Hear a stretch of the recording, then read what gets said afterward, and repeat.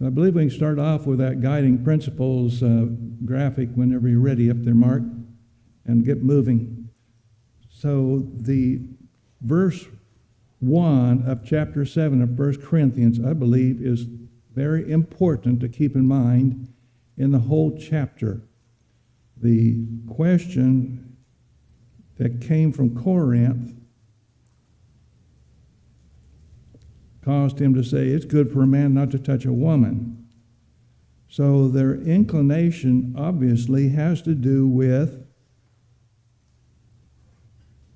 ascetic life or a celibate life. And that is a remarkable comment at Corinth because of that environment they lived in. We note the next section, 2 through 7, notes that because of fornications, marry. Better to marry than to burn. Not all people have the gift of continency, I put it that way, to remain single. And so, that's fine. Marry. But Paul appears to be a single individual, and he was content with that. That was a gift, I believe is the way he would put it, from God. Not all people have the same gift.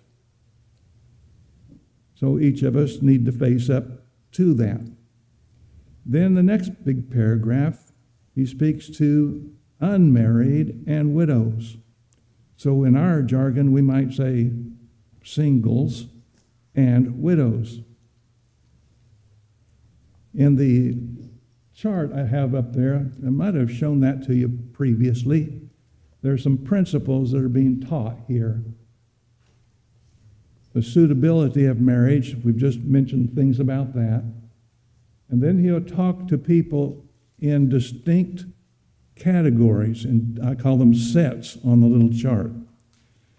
So we need to keep in mind which set of people he's addressing as we proceed through the chapter and keep his words in context.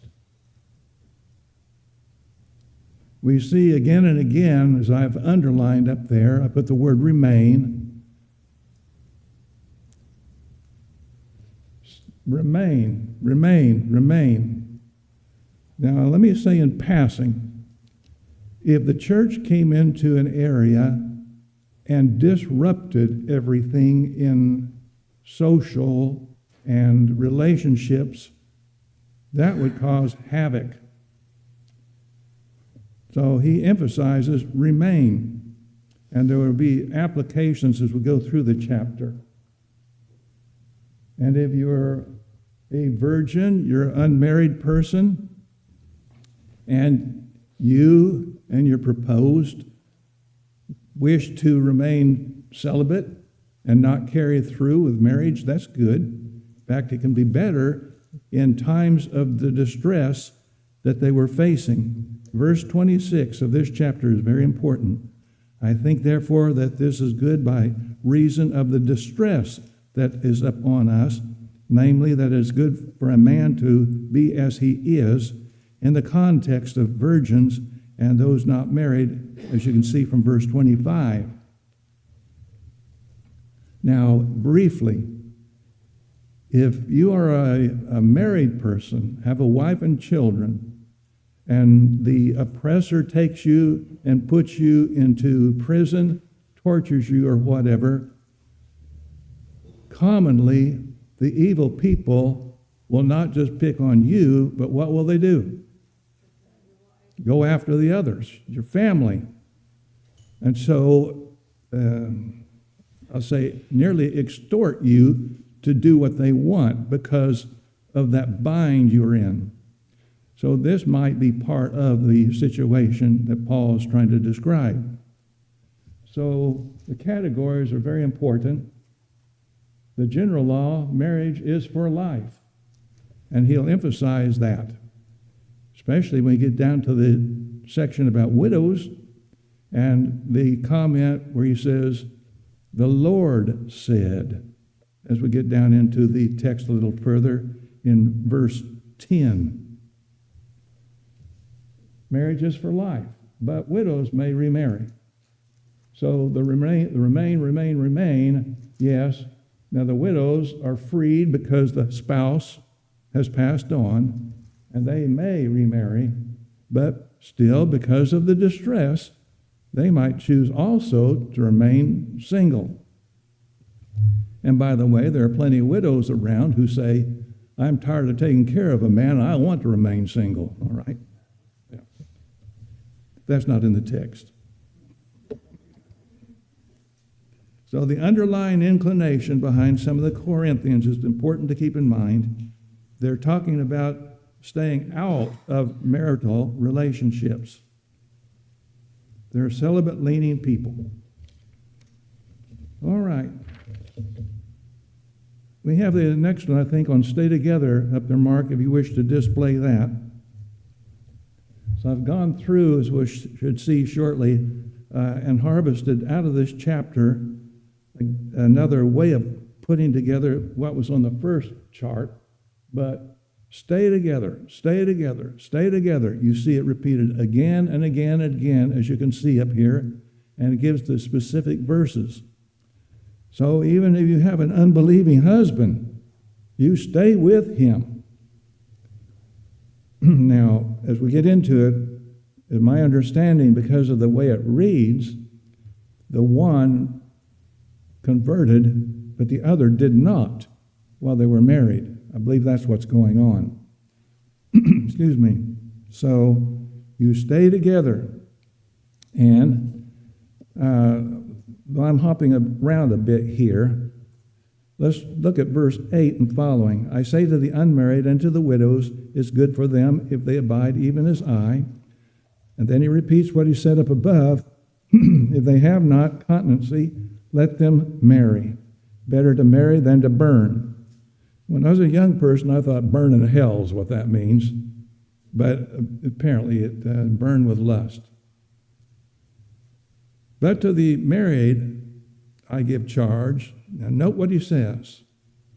To the married, I give charge, not I, but who? The Lord.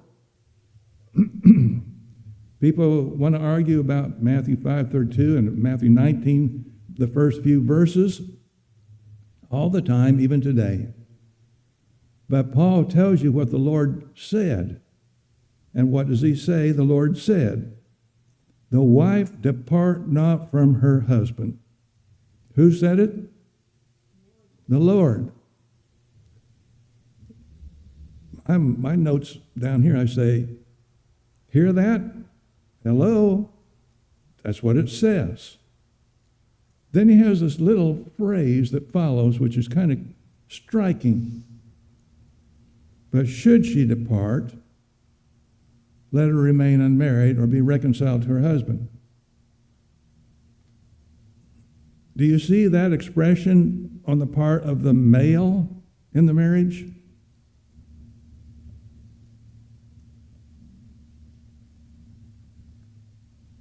To me, that hits me in this fashion. Suppose the Christian woman was married to a thug, a brutal husband, and she feared for her life.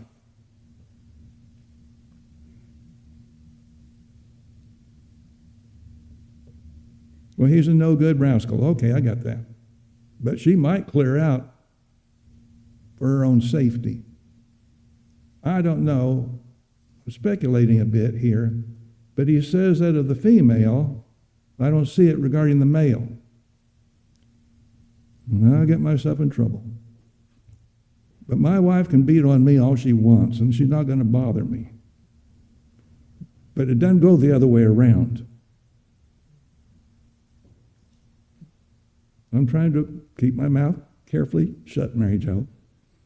Can't imagine anything like that happening to begin with. I'm just using that as an illustration.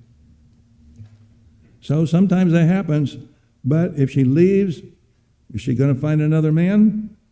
No. You remain and try to get reconciled. Now that last expression, be reconciled, oftentimes falls apart. People are stubborn, and they don't want anyone telling them what to do. But according to the Lord, you're supposed to be together, and you need to get things worked out. And may I say, in our experience in life with a lot of places and a lot of people in the church, there's been horrible things that I don't even want to mention I've seen in marriages where people came through horrible situations and got straightened out, did what the Lord said, and got back together, and everything worked out. So that's what the teaching is here. Verse 12. But to the rest. All right, now you talked about unmarried and widows. Now he changes the topic there at verse 12. To the rest. This is a new group. Say, I, not the Lord. All right, now this says, Paul is saying this, not the Lord. But lest we misunderstand that, in the first expression, in verse 10, the Lord said it. Verse 12, in contrast, not the Lord didn't say it. This next group, the Lord did not address this in his earthly ministry. Now, when Paul says, I say, not the Lord, that's a sense. Otherwise, we'll have a clash with verse 40, where he says, regarding his judgment, I think I also have the Spirit of God. What does verse 40 mean?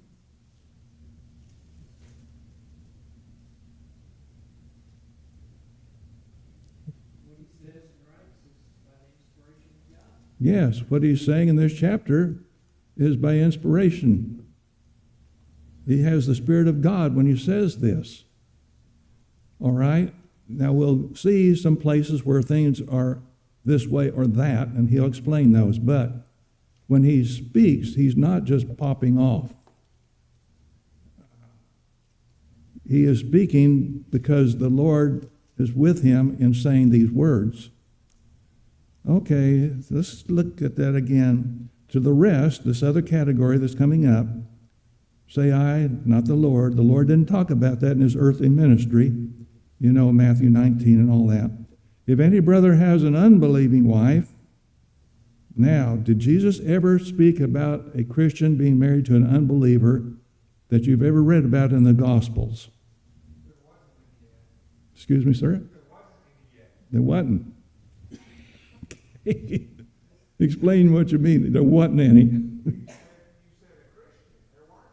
There you go. Or I used a sloppy expression, didn't I?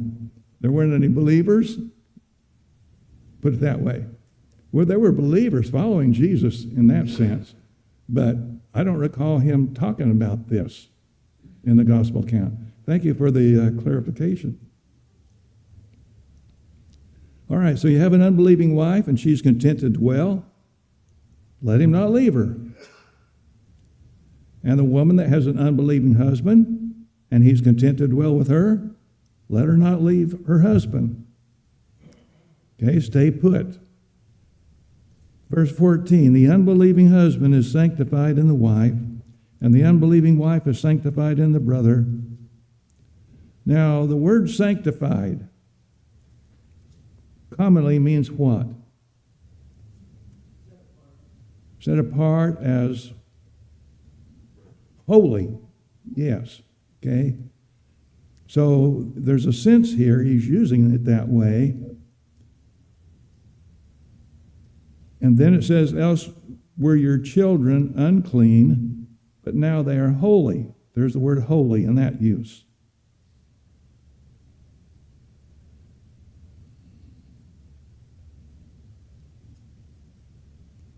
In Paul's expression there, who is bearing the great influence in the family?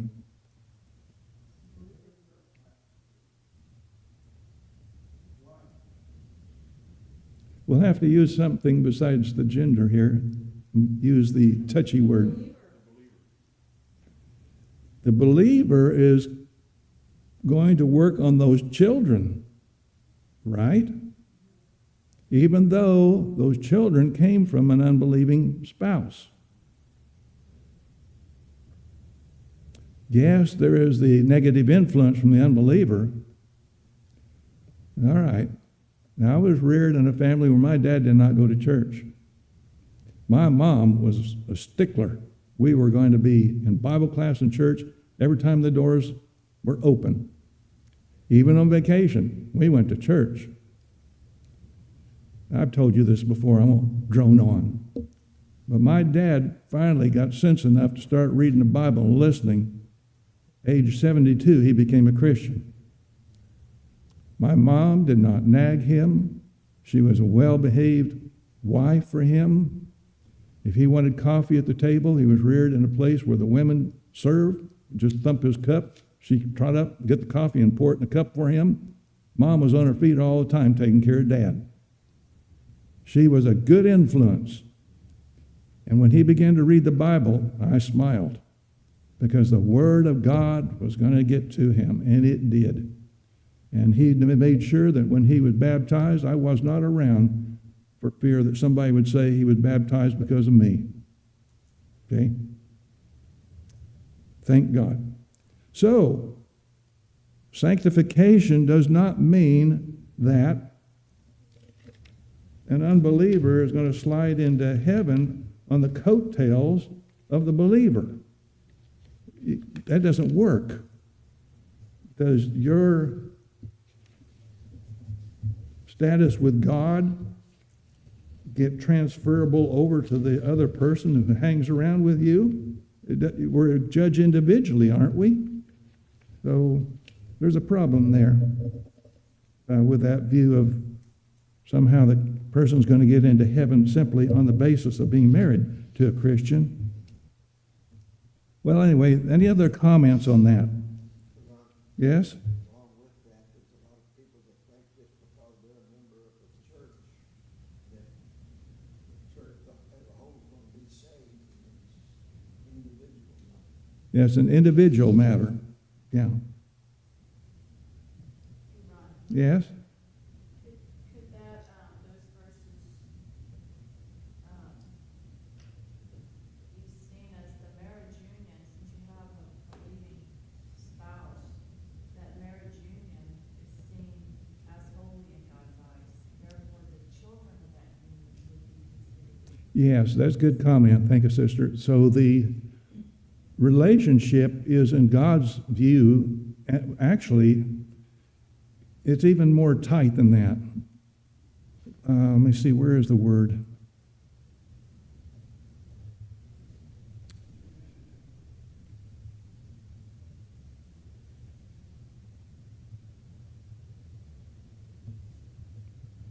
It uses the expression in the wife, in the husband. I'm not seeing it in front of my eyeballs right now. But the sanctification occurs, there we are, verse 14, sanctified in the wife, and the other for the male, in the husband. It has to do with the use of the believer of that unbeliever is a sanctified matter. But that's kind of a klutzy way of looking at it, but that in that relationship, because God has allowed that, and she or he, the Christian, is then able to use the unbeliever for a holy goal, purpose. That union is sanctified. All right. That is a little bit weird one here. Any other comments on that? Yes, sir. There's a scenario where a single Christian goes and pursues someone that's a non-believer, adding in their mind that I'm going to convert them. Disaster, huh, brother? So it's like, and I've never really heard of, in my mind, it's like the Christian knows that we're not to be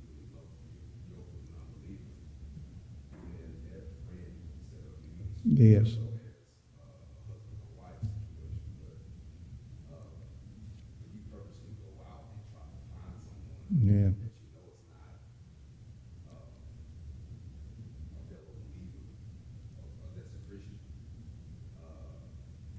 my understanding is that that's a sinful act to purposely go out and do that. So, but at the same time, it's like, okay, if it's a sinful act, then what is repentance? I'll go ahead and marry that person. What's repentance look like? Well, go into all the world and marry unbelievers in order to make them Christians. That won't fly.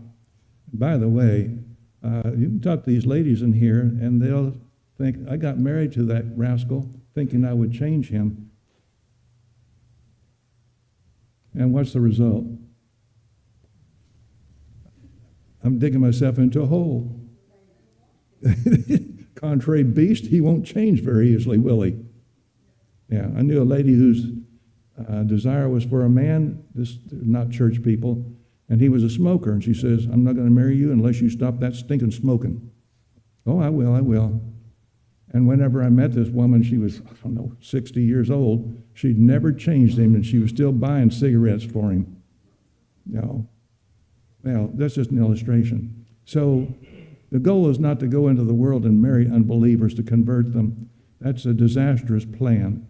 In fact, I believe our preacher mentioned recently how in the Old Testament, you do not give your sons nor your daughters to these Canaanites, Hivites, Jebusites, all those others. You don't do that. And so the people who are reading the Bible get a clue. And what did Solomon do when he started getting all those foreign women? Ugh. Well, anyway. Yet if the unbelieving departs, let him depart. The brother or sister is not under bondage in such cases. Now here's the explosive text. The word bondage is the one that throws people. So there are all kinds of arguments that come up over the meaning of bondage. A lot of times when you're having trouble with the meaning of a word, you can take your proposed definition and plug it in to the questioned word. Following the thought there? You're trying to figure out the word and what is used, the sense of it, and I propose that it means this. Well, put it in there and then run the sentence by and see if it makes sense then when you put the proposed definition in there instead of the oddball word. So, some will come along and say bondage means the marriage bond. Well, that sounds pretty good. So a person then plugs in the word marriage in there. You're going to come up with some idea that is true. If the unbelieving departs, let him depart.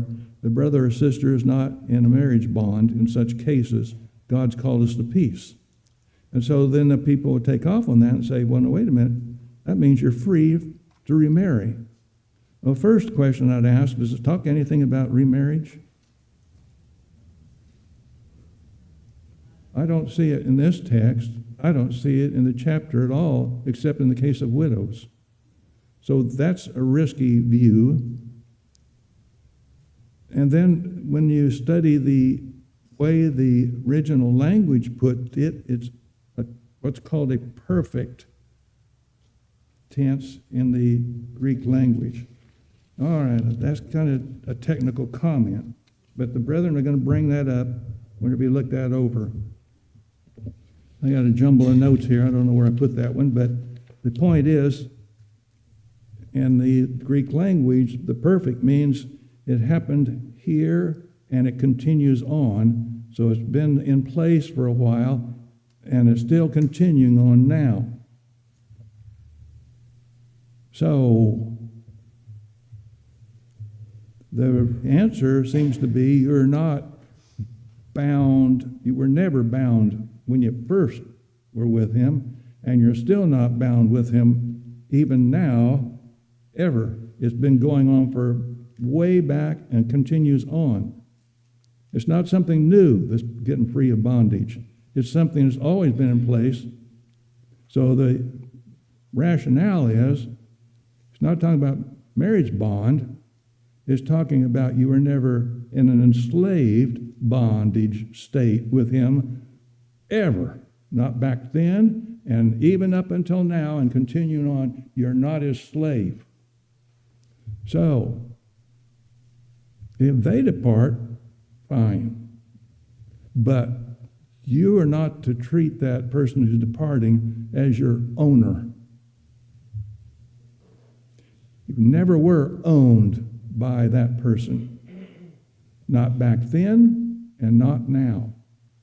And that seems to be the thrust of the way the original language reads because of the tense of that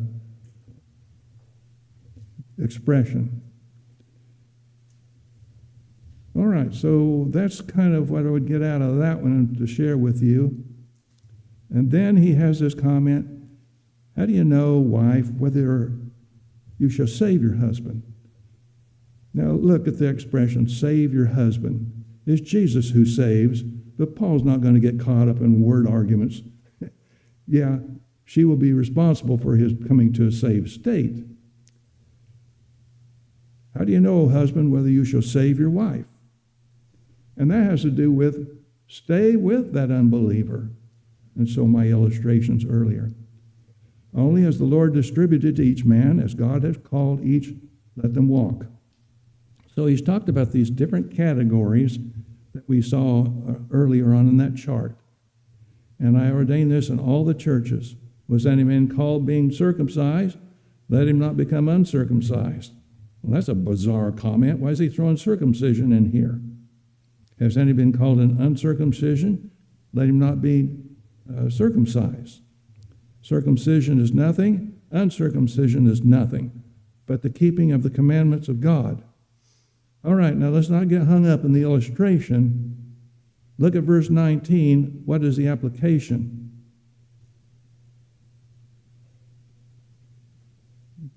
Go ahead, brother.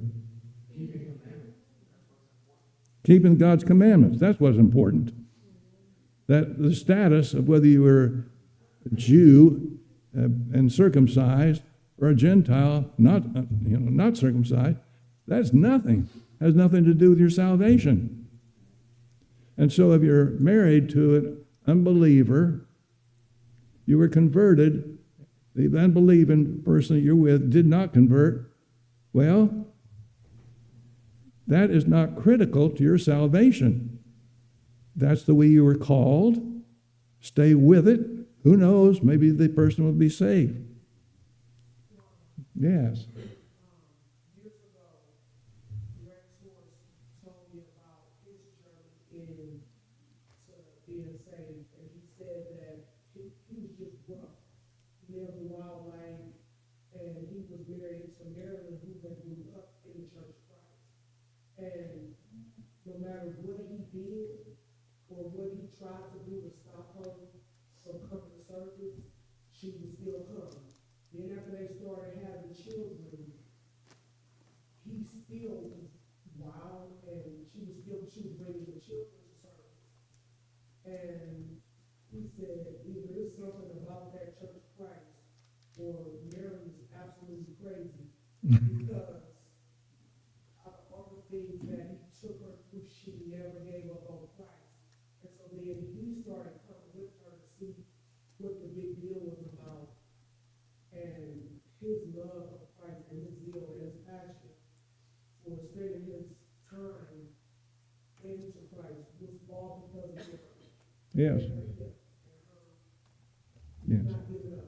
Many of us know the couple. By the way, he's the guy who built our house. Of course, you know that. Yeah. So that we all know Marilyn. Yes. If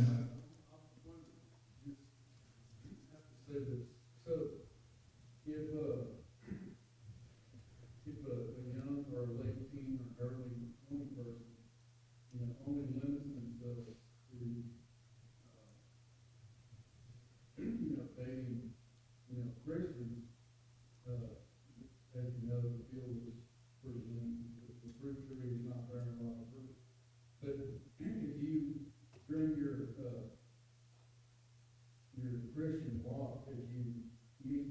the opposite sex, and you're studying the Bible, and if they become Christian during that level setting process, and then you're still, to order thereafter, there's a huge opportunity there, I think, just only pursuing Christians.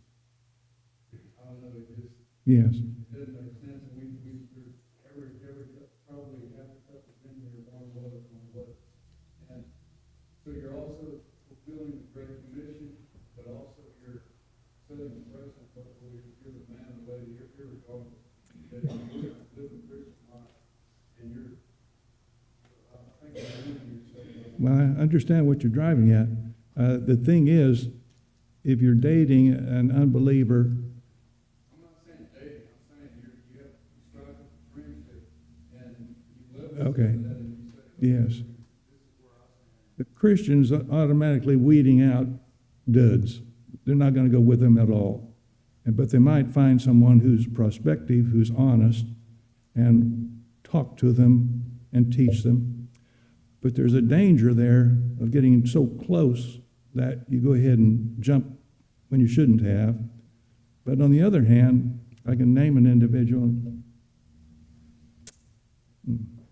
down south of here who came to church up where we were, clear out of Wyoming, went over into Utah. Very dedicated Christian. But she had somebody in mind who was not a Christian, and not over a week or two, not over a month or two, but over a distant number of months, kept on giving stuff to study. And he became a Christian, then she married him. But a lot of times they were not even in the same location together.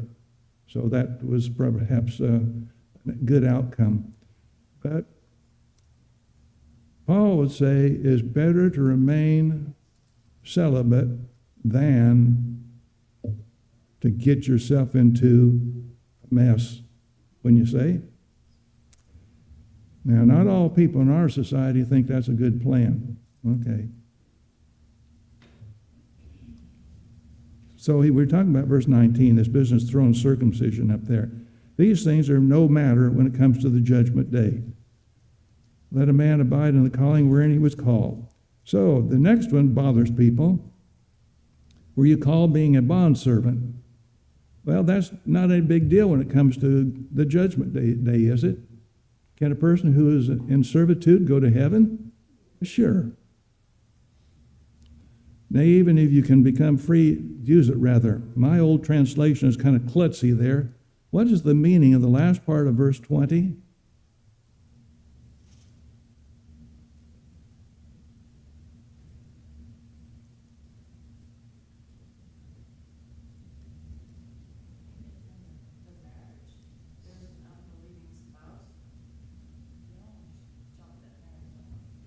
You're talking about freedom, becoming free from bondage as a bond servant.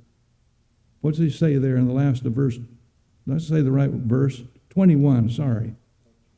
Bottom of 21. What's he saying?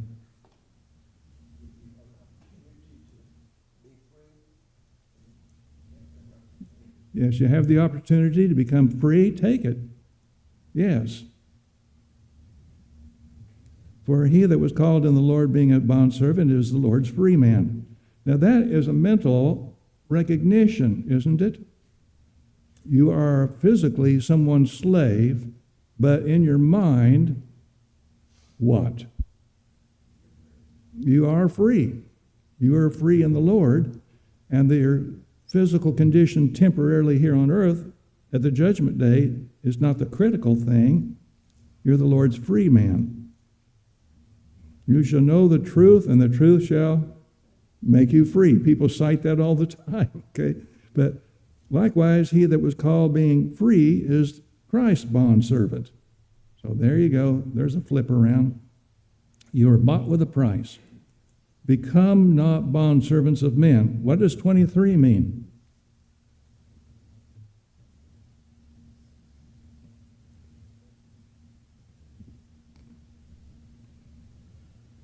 That was pretty straightforward, isn't it? Should you choose to go out today and become a slave? No. You don't want to do that. Become not bondservants of men. Brethren, let each man, wherein he was called, therein abide with the Lord. And so there's the word abide. I had the word stay or remain on some of these charts. All right, now I think we have another one, Mark, the last of the graphics. You have time to put that one up?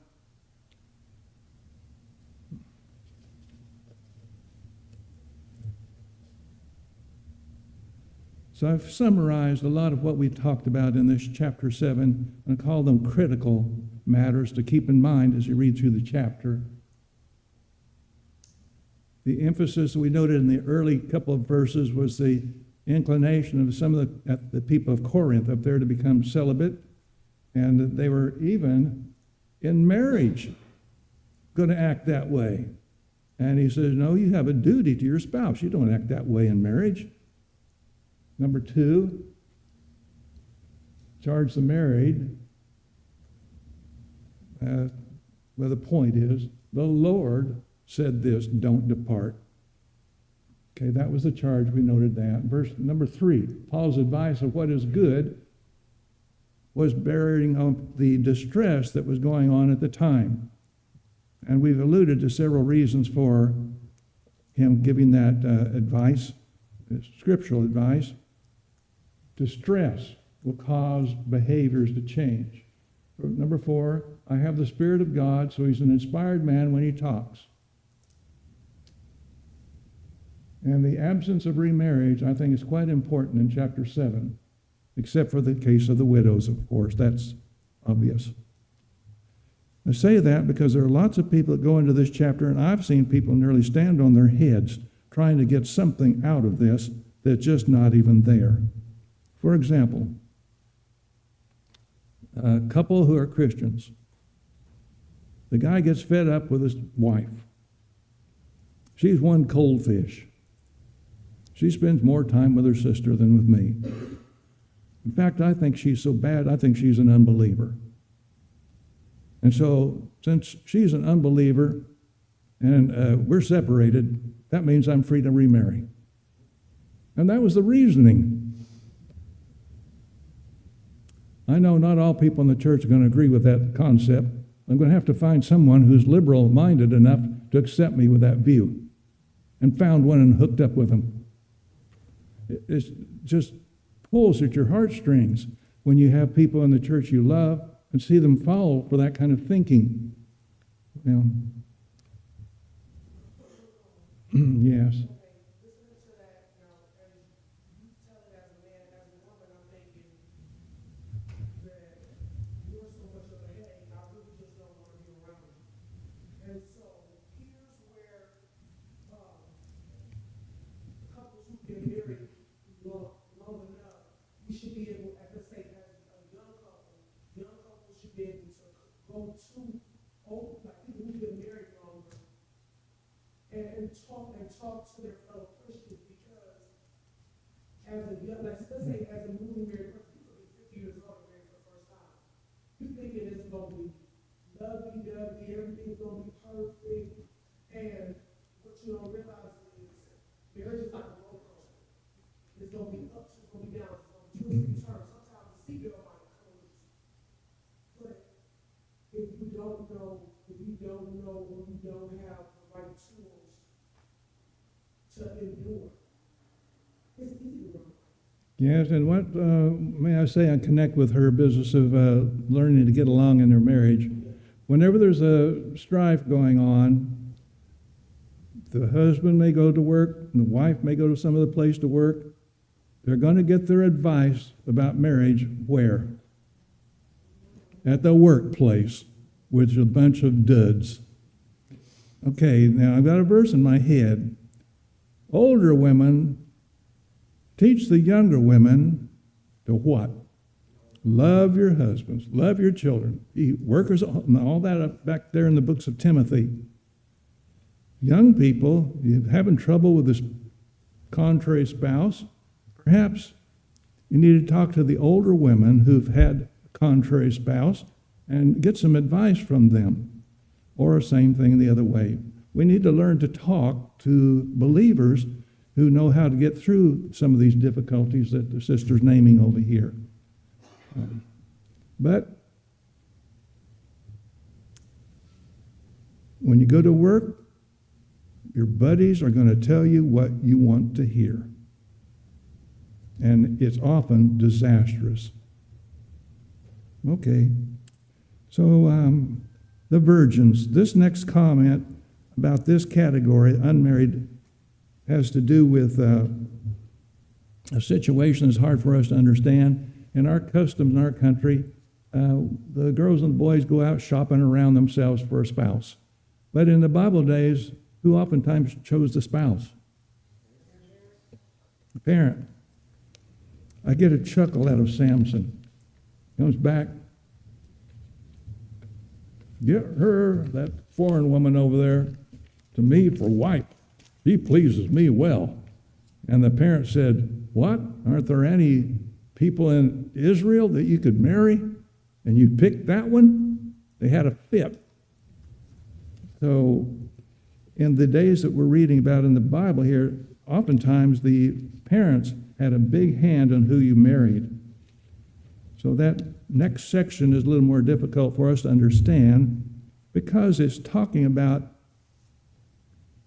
getting married and someone else having control to some degree over whether the marriage will occur or not. There's a lot in here that we don't have time to really detail because there's so much to cover. I've got to get through this book. And it talks about the celibate life is really good for a lot of the things that are going to be going on in this distress that's coming upon us. And after a while, the fashion of this world passes away, and there's a tendency for us to get hung up with things in this life that are not going to matter at all when the judgment day comes. But anyway, so the virgin is careful for the things of the Lord, down in verse 34, verse 34, that she may be holy in body and spirit. She that's married is careful for the things of the world, how she may please her husband. I'm saying this for your own profit. I don't want to cast a snare on you, but that which is seemly, that you may attend upon the Lord without distraction. Then he gets into this business I was alluding to at verse 36. If any man thinks he behaves himself unseemly toward his, then the variation in the translation, toward his virgin, do you have a supplied word in your text in verse 36? Is it daughter in your version or what? Betrothed. Okay. And so it's difficult for us to follow who is the one, a man, who is perhaps behaving unseemly. Is it the father? Is it the proposed husband? And so the translations will vary a little here. But the substance of the point is, if the individuals need to marry, go ahead and get married. Nothing wrong with that. But he's still giving the advice because of the distress. You might be better off, verse 40, remaining as you are. Thank you.